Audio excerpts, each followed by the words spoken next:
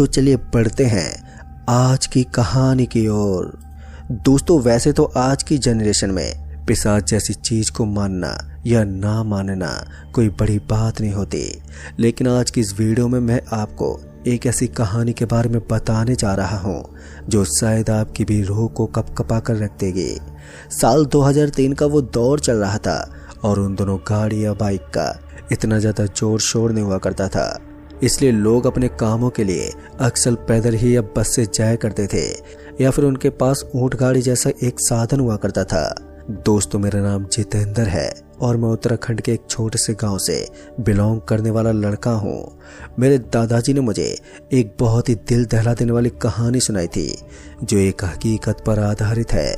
आज भी वो गांव के हर एक आदमी को याद है कि उनके साथ कुछ इस तरह का डरावना हादसा हुआ था जिसके बाद उनकी जिंदगी पूरी तरह से बदल गई थी। तो आइए जानते कि आखिर क्या हुआ था मेरे दादाजी के साथ। आइए सुनते हैं उन्हीं की जुबान से। दोस्तों, मेरे पापा शराब के नशे में बहुत ही धुत रहते थे और घर अपनी बर्बादी की सीमाओं को लांघ चुका था। ऐसे में घर को संभालने की जिम्मेदारी अब पूरी तरह से मेरे ऊपर हावी हो गई थी, इसलिए मैंने कुछ ही दिन पहले एक खेत में काम करना शुरू कर दिया था। मेरा उस खेत के अंदर सिर्फ एक ही काम था, मुझे वहां की छोटी छोटी जगह में पानी देना पड़ता था जहां पर फसल बोई जाती थी। कभी ये काम मुझे दिन में करना पड़ता तो कभी मुझे रात में करना पड़ता था। इस समय ठंड का माहौल बना हुआ था और ऐसे में मुझे रात को अपने घर से निकलना था क्योंकि आज रात को लाइट आने वाली थी। उसका टाइम रात के लगभग 11 बजे का था और 11 बजे से 2 बजे तक मुझे खेत की क्यारी में पानी देना था। इसलिए मैं खाना वाना करने के बाद अपनी मम्मी की परमिशन लेकर अपने घर से निकल गया। मैंने अपने साथ अपनी 2 कंबल भी ले ली थी क्योंकि इस वक्त ठंड बहुत ही ज़्यादा बढ़ रही थी। नवंबर के इस महीने में मेरे दांत आपस में कटकटा जाते थे, मगर मैं थोड़ी देर के बाद उस खेत में पहुंच गया जहां पर मुझे पानी देना था। फिर थोड़ी देर तक मैं वहां पर बैठा रहा और फिर उसके बाद जब लाइट आ गई तो मैंने ट्यूबवेल चलाकर पानी को क्यारियों में देना शुरू कर दिया। अक्सर जब मुझे बहुत ही ज़्यादा ठंड लगने लगी थी तो मैं वहीं से सूखी लकड़ियों को उठाकर एक जगह पर इकट्ठा कर लेता था और फिर उन्हें जलाकर मैं आग के पास बैठ जाता था ताकि मुझे ठंड इतनी ज़्यादा ना लगे। हमेशा की तरह आज भी मैंने ऐसा ही किया और बहुत ही सारी लकड़ियों को इकट्ठा करके वहीं बगल में आग जलाकर बैठ गया और अपनी बीड़ी के पैकेट में से 2 बीड़ी बाहर निकाल ली। हालांकि इस वक्त मेरी उम्र कुछ ज़्यादा नहीं थी, मगर फिर भी बीड़ी सिगरेट पीना उस समय हम सभी के लिए एक आम बात सी हो गई थी। ऊपर से ठंड का माहौल था तो मैं अभी बीड़ी फूंक ही रहा था कि मुझे एक सफ़ेद टोपी वाला आदमी वहाँ पर नजर आया। उस आदमी को देखकर मेरी आंखें बड़ी बड़ी होने लगी थी क्योंकि मैंने उस आदमी को आज से पहले कभी भी बगल वाले खेत में नहीं देखा था। फिर वो यहाँ पर क्या कर रहा था? अभी मैं उस आदमी को आवाज़ देने ही वाला था कि अचानक से पानी क्यारी की परत के ऊपर से निकलने लगा, जिस वजह से वो आदमी मेरे दिमाग से निकल गया और फिर मैं भागते पानी के पाइप को दूसरी क्यारी में डाल दिया। इससे पहले कि मैं उस आदमी की तरफ अपनी नज़र को घुमा पाता कि मुझे वो कहीं भी नज़र नहीं आ रहा था। मैं हैरान था, लेकिन उसके बाद मैंने भी उस आदमी को ज़्यादा नहीं देखा और उसे नज़रअंदाज कर दिया। मैं वापस से अपनी जलाई हुई आग की तरफ जाने लगा, पर मैं जैसे आग के पास पहुंचा तो मैंने देखा कि वो सफ़ेद टोपी वाला आदमी मुझसे पहले ही वहां पर पहुंच गया था और मेरे ही इंतज़ार में बैठा हुआ था। अब मुझे थोड़ा अजीब लग रहा था, लेकिन फिर मैं उस आदमी के पास जाकर बैठ गया तो मैंने देखा कि उस आदमी का चेहरा कंबल की वजह से ढका हुआ है। हालांकि उसने अपने सर पर सफ़ेद रंग की टोपी तो ओढ़ रखी थी। फिर उस आदमी ने कहा, अरे भाई साहब, वो क्या है कि मुझे यहाँ से ना बीड़ी की बू आ रही थी तो मैंने सोचा कि मैं भी चलकर एक बीड़ी फूंक लेता हूँ। पर एक बात तो मुझे बड़ी ही अजीब लग रही थी, वो ये थी कि आज से पहले मैंने कभी भी इस आदमी को ना तो इस इलाके में देखा था और ना ही ये शख्स हमारे गांव का था, क्योंकि मैं गांव के हर एक आदमी को बहुत ही अच्छे तरीके से जानता था। फिर मैंने उस आदमी से कहा, मगर भाई साहब, मैं तो आपको जानता भी नहीं हूँ, फिर आप यहाँ पर कैसे आ गए? तो उसने मेरी तरफ देखा और बोला, कुछ चीज़ों में इंसान का अनजान रहना ही ठीक होता है। अब ये सुनते एक बार के लिए तो मेरा भी दिमाग सनक गया। फिर मैंने उसकी बातों पर ज़्यादा ध्यान नहीं दिया और उसके बाद बीड़ी को जलाने लगा। एक बीड़ी को जलाकर मैंने उसके हाथ में थमा दिया और दूसरी को मैं फूंक रहा था कि तभी मुझे ऐसा लगा जैसे कि मेरे पीछे से कोई बहुत ही तेज गति से गुजर गया हो। एक बार के लिए तो मैं हैरान हो गया, लेकिन फिर मैंने उसे नज़रअंदाज कर दिया क्योंकि मुझे पीठ की तरफ से बहुत ही जोर की ठंड लग रही थी। इसलिए मैंने अपनी कंबल को समेटा और फिर से उसे दोबारा ओढ़ने लगा। लेकिन इसी बीच मेरी कंबल लपेटते हुए कंबल का एक हिस्सा उस आग से टकरा गया और उस आग की कुछ जली हुई लकड़ियां उस आदमी की तरफ चली गई। पर जैसे वो लकड़ियां उस आदमी की तरफ गई तो वो आदमी बहुत ही जोर से चिल्लाकर वहां से तेजी से भागने लगा। उसका ये बर्ताव देखकर मैं तो बहुत ही ज्यादा हैरान हो गया था और देखते ही देखते वो आदमी वहां से गायब हो गया। मेरी तो रूह एक बार के लिए कांप उठी थी। डर की वजह से मेरा पूरा बदन कांप रहा था। ऐसा लग रहा था जैसे कि अभी अभी जो एक आदमी यहाँ से भाग कर गया था वो यहाँ से उठकर गया हो, क्योंकि उस आदमी का कोई नामो निशान नहीं था। क्योंकि कुछ ही सेकंड के अंदर ही वो आदमी मेरी आंखों से ओझल हो गया था और उसके बाद मैं भी दबे पांव उठा और उस आदमी को देखने लगा। लेकिन ये चीज़ हर किसी को हैरान कर देने वाली थी, क्योंकि वहाँ पर चारों तरफ देखने के बाद भी वो आदमी मुझे कहीं भी नजर नहीं आ रहा था।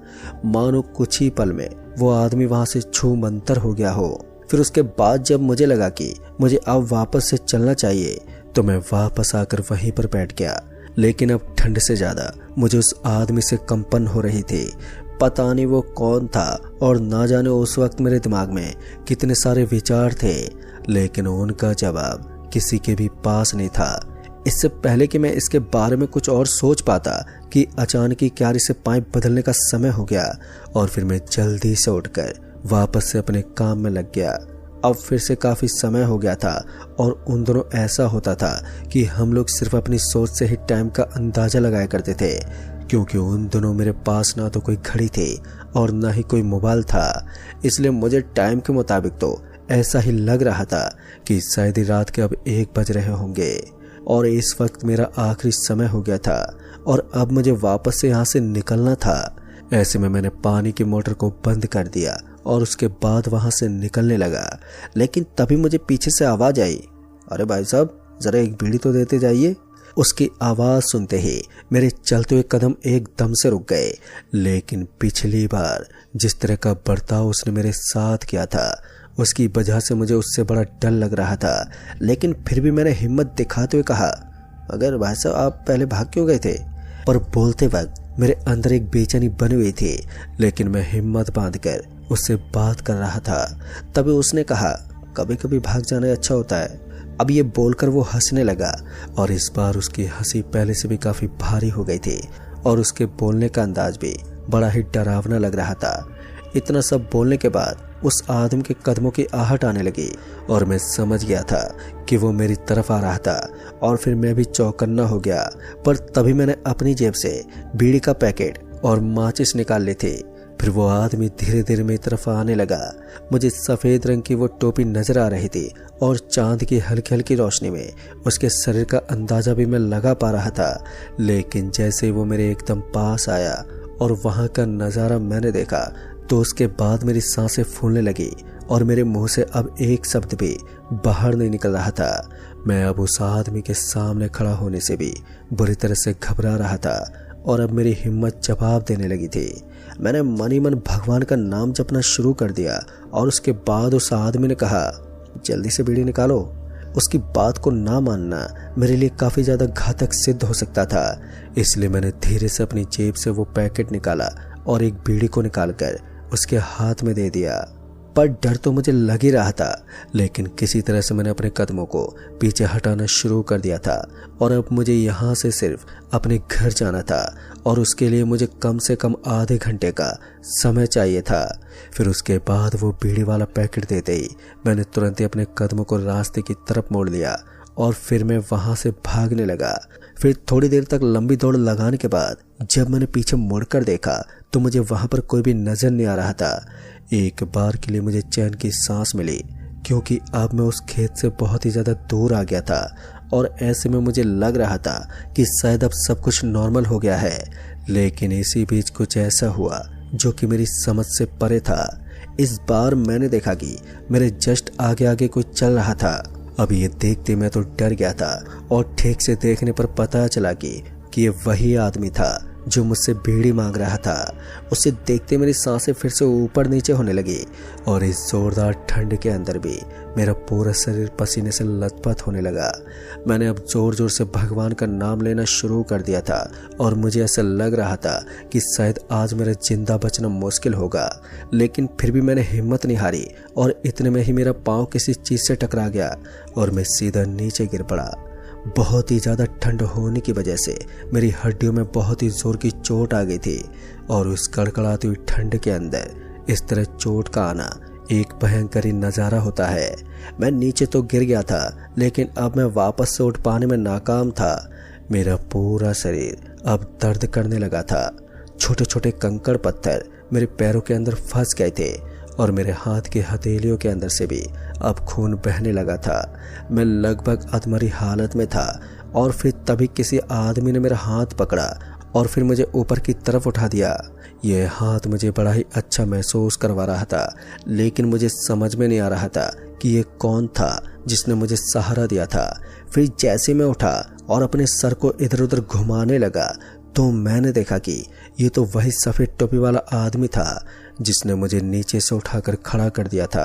अब ये देखकर फिर से मेरे जिस्म के अंदर आग लग गई थी और मैं डरने लगा था, लेकिन तभी उसने कहा कि डरने की कोई बात नहीं है और मैं तुम्हें यहाँ कोई नुकसान पहुँचाने नहीं आया हूँ। तुमने मेरा कुछ भी नहीं बिगाड़ा। इतना कहने के बाद अब वो आदमी चुपचाप वहाँ से निकल गया, पर मुझे समझ में नहीं आ रहा था कि एक भूत होने के बाद भी वो इतना अच्छा कैसे हो सकता था। फिर उसके बाद मैं भी सरपट वहाँ से अपने घर की तरफ आने लगा। भले ही उसने मुझे कोई चोट नहीं पहुँचाई थी, लेकिन उसके प्रति मेरे अंदर डर तो अभी भी बना हुआ था। फिर थोड़ी देर के बाद मैं अपने घर पहुँच गया था और घर पर पहुँचते जब मेरी माँ ने मेरी ये दशा देखी तो उन्होंने मुझसे इस हालत के पीछे का कारण पूछा। तो मैंने उन्हें पूरी बात बता दी और फिर मेरी बातों को सुनने के बाद उन्होंने बताया कि हमारे उस खेत के आसपास एक भूत का साया है जो सालों से यहाँ पर निवास करता है, लेकिन आज तक उसने किसी को नुकसान नहीं पहुँचाया। 30 साल पहले ही तुम्हारे दादाजी के साथ भी ऐसा ही हादसा हो चुका है। और ये सब सुनते ही मैं हैरान हो गया था। लेकिन दोस्तों, आज जो कुछ भी मेरी लाइफ में मेरे साथ हुआ था वो मेरे लिए किसी दहशत की दुनिया से कम नहीं था। और फिर उसके बाद मैंने कभी भी उस खेत में रात में जाने की हिम्मत नहीं की। पर दोस्तों, आज भी जब मुझे खेत की याद आती है तो वो ठंड की भरी हुई रात याद आ जाती है जिस दिन मेरी जिंदगी के साथ एक अजीब सा खिलवाड़ हुआ था और मेरी रूह भी कांप उठती है। तो दोस्तों, इस कहानी में बस इतना ही। तब तक के लिए बाय एंड टेक केयर।